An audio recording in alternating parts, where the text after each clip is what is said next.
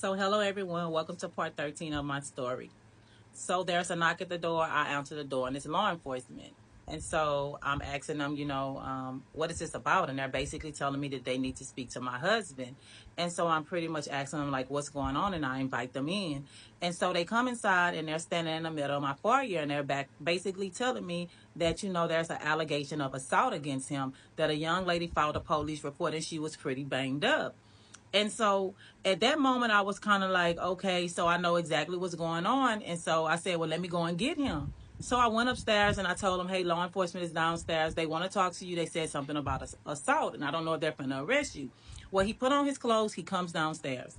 When he come downstairs, the officer is pretty much standing there and the other one, and they're questioning him about this young lady. And so he's absolutely standing right there in my face lying, telling law enforcement, I don't know this lady. I've never heard of her before. I mean, I may have saw her, but I don't know her like that. Like, she's just a stalker, a groupie. She's been going around stalking me and harassing me and my family.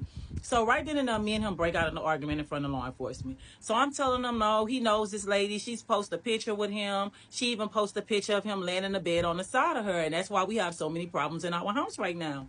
And so he's basically saying that picture was photoshopped, like right there in my face, when it was absolutely him. So the officer stopped us and pretty much told him, maybe you don't want to talk in front of your wife, so how about you come down to the station with us? And so he leaves and he goes down to the police station. He's gone for some hours. Then he comes back. And he's basically telling me, because I noticed that the night before when he came home, his ear was all scraped up. So he goes into this detailed story of how he was sitting in a truck with one of his bodyguards and a yellow cab pulled up on the side of them, and that somebody jumped out and started attacking him, swung the door open and started attacking him, slapping him, punching him, calling him the B word. And when he looked up, it was the stalker. And so he said he jumped out and grabbed her and he just started beating her down right there in the middle of the street. We have to move, and we're in the same spot where she's posted this address. And so I'm pretty much telling him that, I don't feel like I want to leave. Like, I don't feel like I want to leave this place, that, I'll just stay here and that I'll go get me another gun.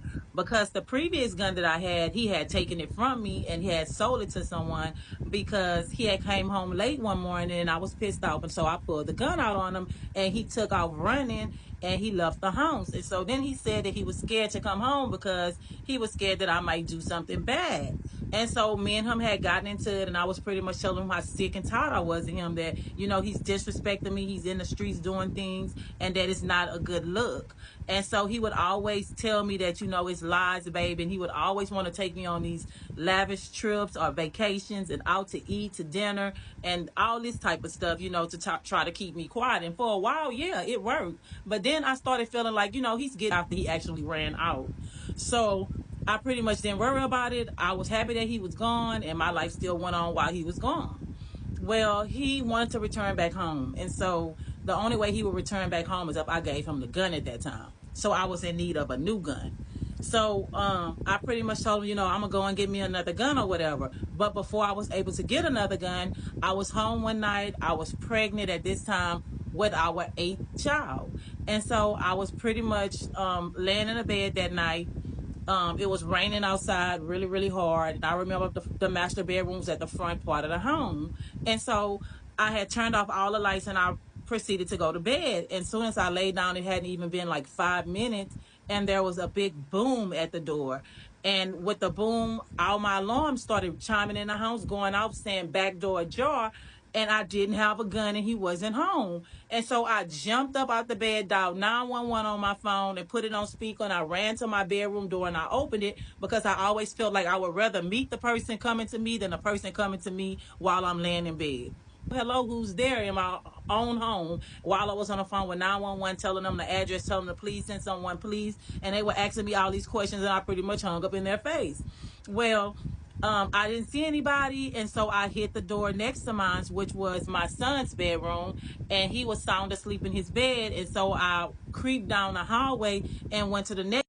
So I'm moving through the house, door to door, hitting each bedroom as I move through the house, listening for any sound of movement. I'm not hearing anything as I check in each of my kids' room, and they're all sound asleep.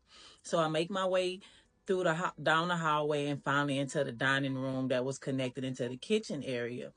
And so I don't see anybody. All I hear is the alarm siren going off in the house, back door ajar. And as I approach the back door, I noticed that the whole back door's deadbolt had been knocked out. So I get on the phone. I'm calling my family. I'm telling them, hey, someone has tried to break in. Somebody tried to get in my house tonight. Somebody please get over here. And so they're like, we're on our way. And so I'm waiting for law enforcement to show up. Law enforcement finally shows up. They drive around on the lawn, jumping out, running around the house in the rain with guns drawn. And so they finally come knocked on the front door, and I open the door and I let them in. And they're like, so what happened here was. So when he finally calls me back, I'm telling him how, absolutely we have to move. At this time, I'm sitting on more than $2.5 million in cash that I know is inside the house. And I'm pretty much hoping that he hasn't opened up his mouth and ran off while he was drunk and told anybody this, because I start feeling like maybe he said something to somebody and now they're trying to get in his house and rob me. And so I knew at that point that there was no way, because I told him if somebody ever came in here and they're asking me for money, you can guarantee it that I'm giving them every dime, nickel, and quarter that we have. And he's pretty much telling me, why would you do that? Because they're going to kill you anyway.